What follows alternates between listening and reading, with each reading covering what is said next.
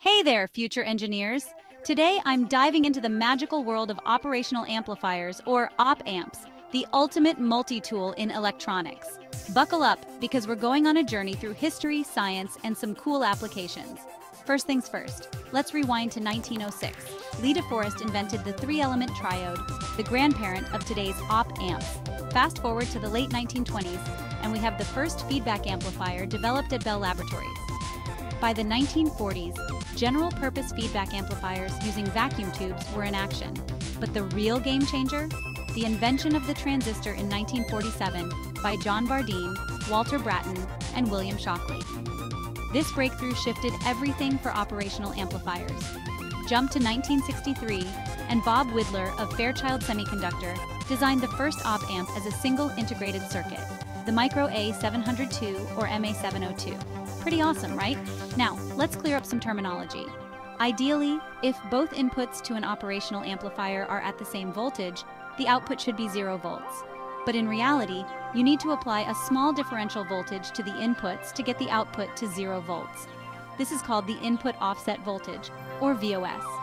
Some op-amps have pins to adjust this offset voltage, but remember, only use these adjustments to null the device's offset, not the system offset.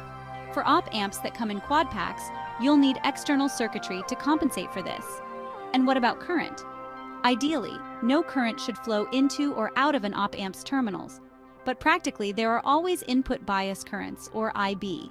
Even though these currents are tiny, they can travel through external impedances and create unwanted voltages. When these bias currents are well matched, you can balance their effects by choosing a resistor for the non-inverting input that matches the parallel combination of the feedback resistors in an inverting op-amp. Simple, yet effective. Op-amps are popular for a reason. They're powerful, easy to use, and versatile.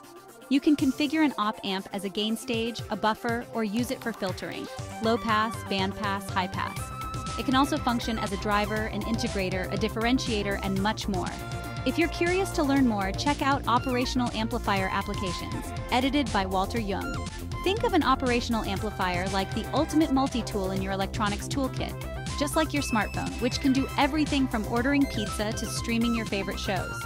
Engineers rely on op-amps for multiple tasks in their circuits. And here's a fun brain teaser. Why did the capacitor break up with the op-amp? Because it found the relationship too polarizing. Thanks for joining me on this deep dive into operational amplifiers. Keep exploring, keep experimenting, and keep pushing those boundaries. See you next time.